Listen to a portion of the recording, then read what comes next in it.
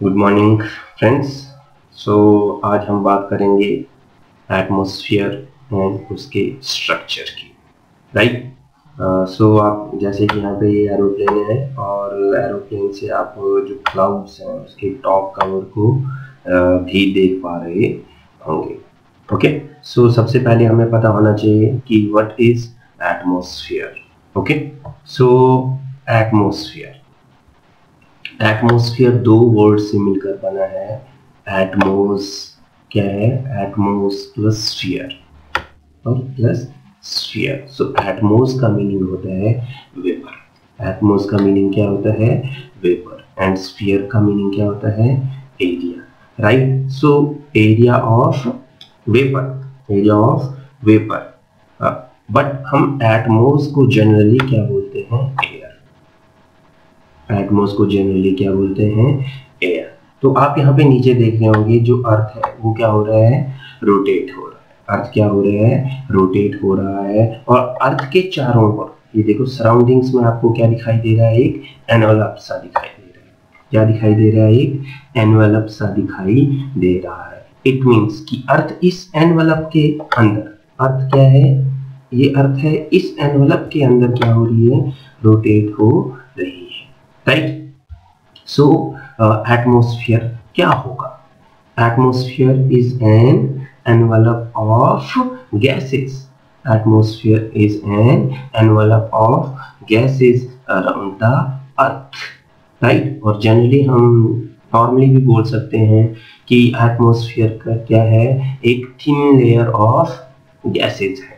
क्या है? एटमॉस्फेयर क्या है? एक थिन लेयर ऑफ गैसेस है अराउंड द अर्थ, हमारी अर्थ के चारों ओर। तो उसे क्या बोलेंगे? एटमॉस्फेयर। क्या बोलेंगे? एटमॉस्फेयर। डियर फ्रेंड्स, जो हमारा एटमॉस्फेयर है उसको टेम्परेचर के बेसिस पे डिफरेंट लेयर्स में क्या किया गया है? डिवाइड किया गया है, राइट। उसकी जो फर्स्ट एंड फोरमोस्ट लेयर आती है दैट इज ट्रोपोस्फियर। क्या आती है? Troposphere. What is the meaning of ट्रोपोस?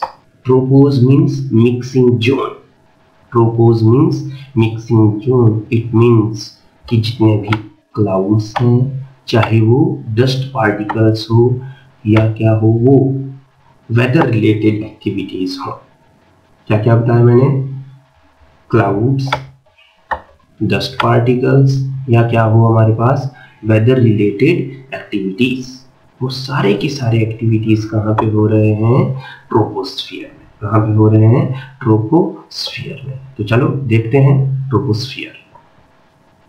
अब यहाँ पे आप डायग्राम देख रहे हैं हमारे स्ट्रक्चर ऑफ द एटमॉस्फेयर का। तो जनरली हमको क्या देखना है कि जो lower most layer of the atmosphere है उसे क्या कहा जाता है? ट्रोपोस्फियर। क्या कहा जाता है? ट्रोपोस्फियर।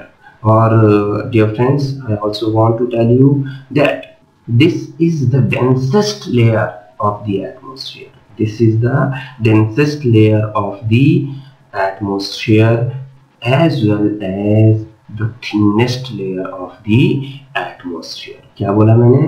एटमॉस्फेयर, ट्रोपोस्फियर एटमॉस्फेयर की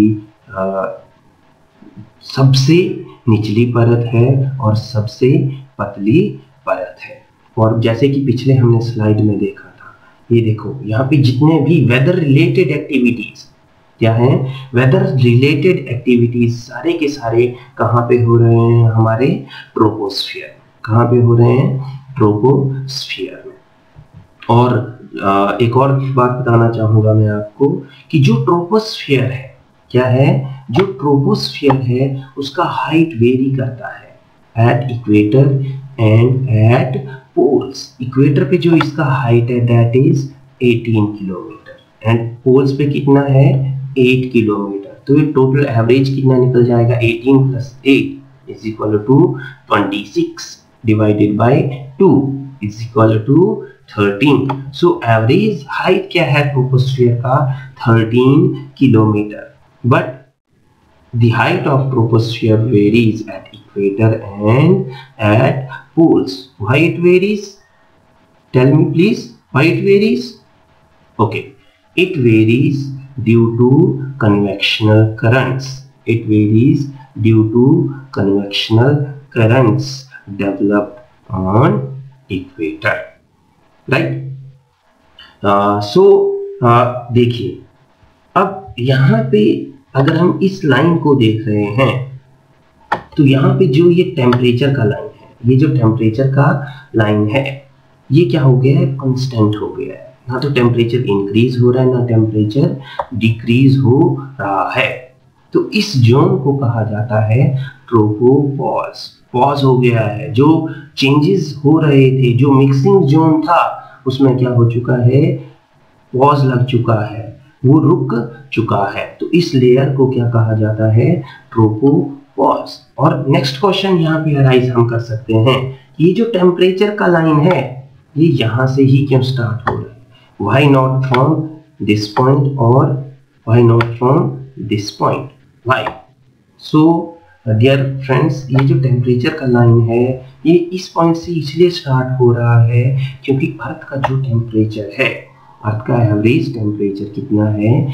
15 डिग्री सेल्सियस। कितना है? 15 डिग्री सेल्सियस। इसलिए ये जो लाइन है, ये लाइन यहाँ से, टेम्परेचर का लाइन यहाँ से स्टार्ट हो रहा है, राइट? और इसका एक और फीचर बताता हूँ मैं आपको। ये देखो, जैसे ही हम, ये हमारा अर्थ सरफेस है, ये क्या हमारा अर्थ सरफेस है, और अर्थ सरफेस से जैसे जैसे हम ऊपर की ओर जा रहे हैं टेम्परेचर में क्या हो रहा है? डिक्लाइन हो रहा है।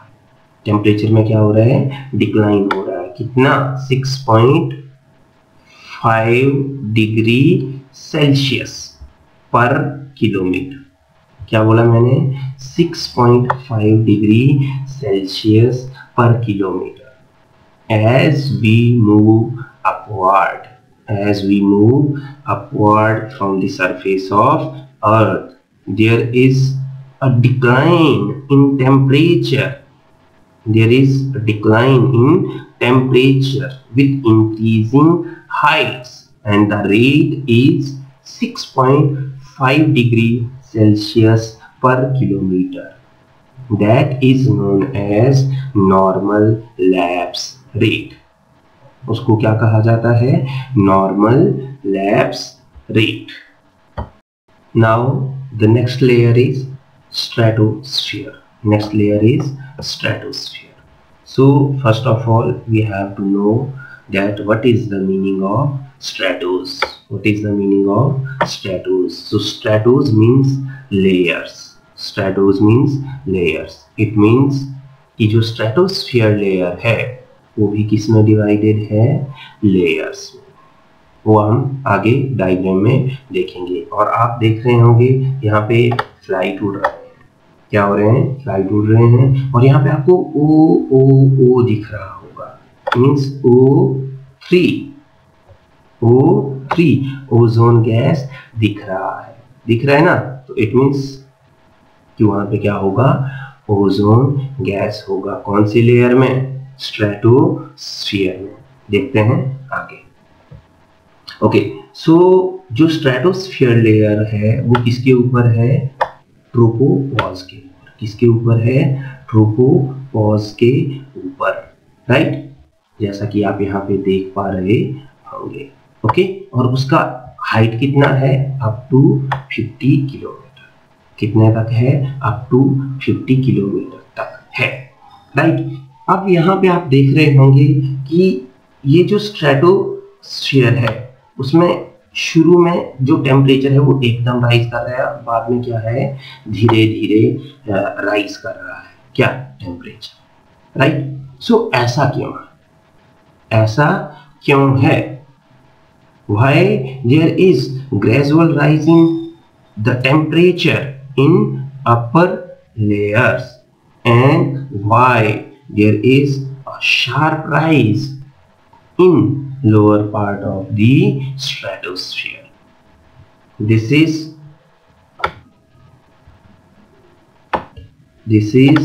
due to higher concentration of ozone gas There is sharp rise in temperature in lower layer of the stratosphere because of higher concentration of ozone gas, and there is less concentration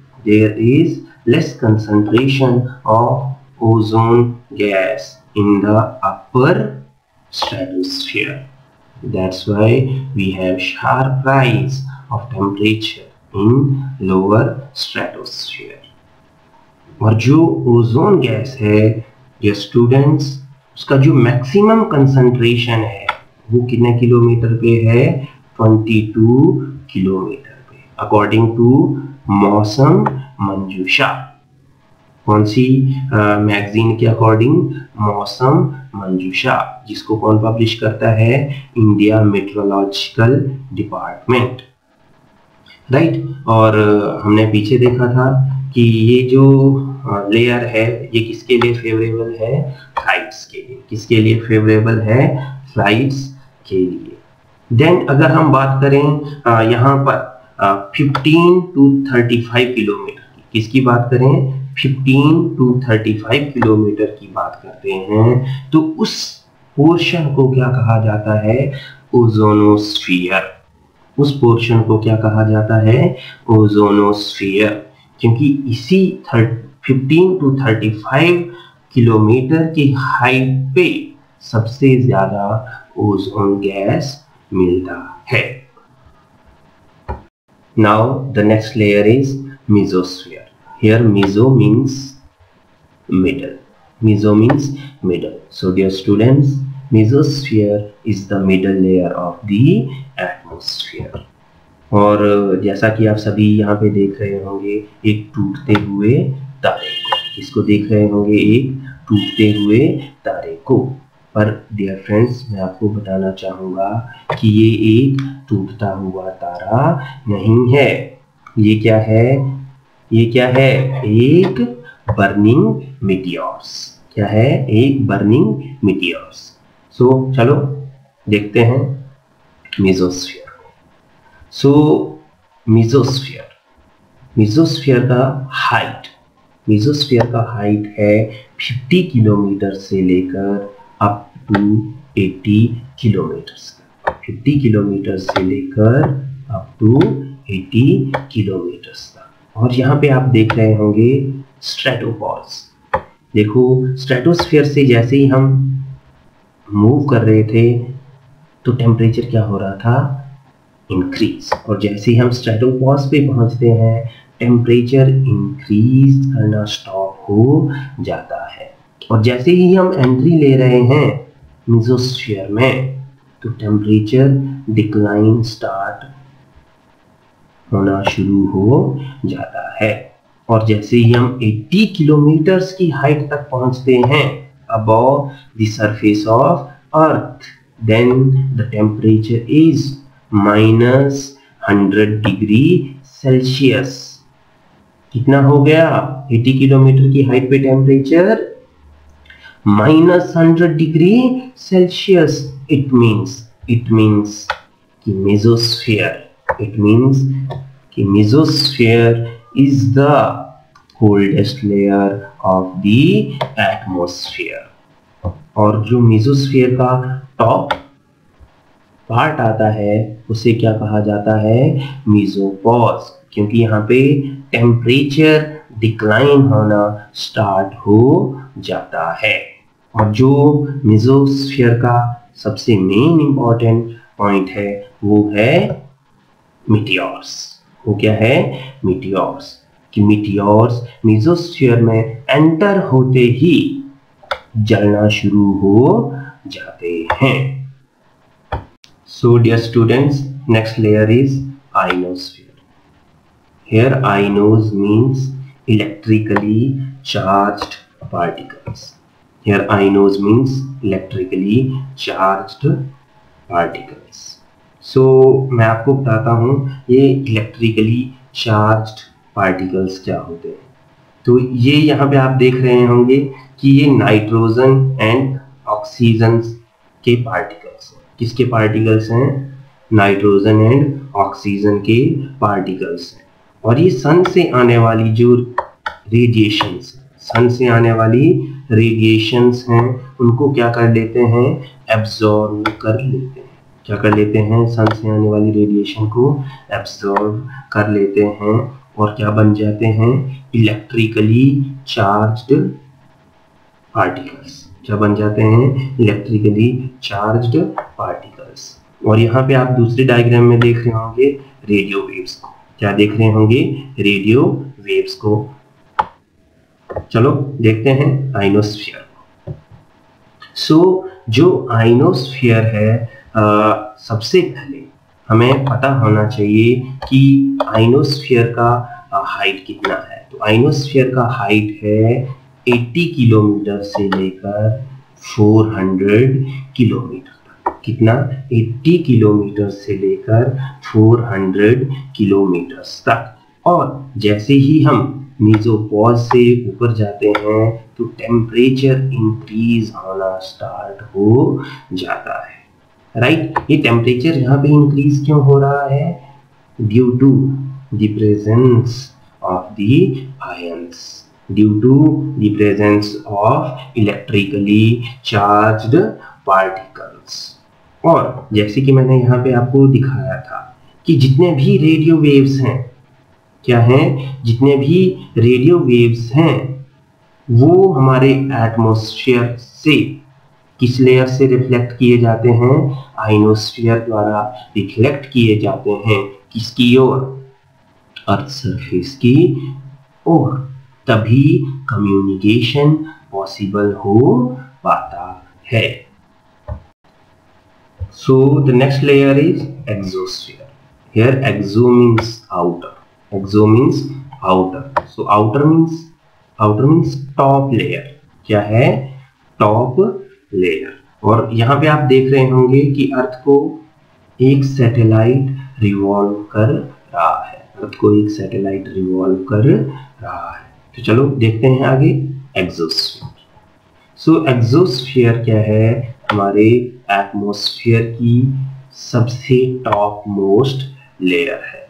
और exosphere का height आता है 400 kilometre to और up to 16,000 kilometres. और ये जो satellites है ना, ये जो सैटेलाइट्स हैं जो हमारे अर्थ को क्या कर रही हैं, रिवॉल्व कर रही हैं, ये कहाँ पे होती हैं, एक्सोस्फीयर। कहाँ पे होती हैं, एक्सोस्फीयर में, जो हमारी धरती पे जो हमारी धरती पर पूरी की पूरी नजर बनाए रखती है। और यहाँ पे जो गैसेस हैं वो हाइड्रोजन एंड हीलियम हैं। और जो एक्सोस्फीयर है उसके जो फीचर्स हैं वो ज्यादातर स्पेस के फीचर्स के साथ मिलते जुलते हैं। Thank you so much.